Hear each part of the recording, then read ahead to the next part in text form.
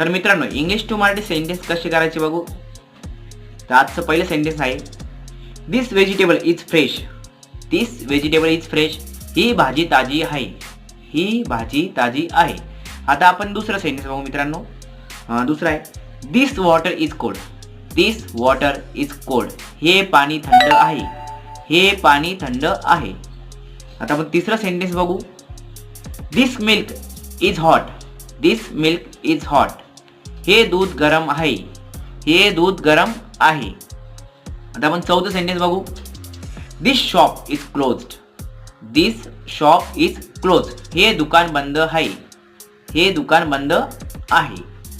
आता पाचवं last sentence I am also new here. I am also new here.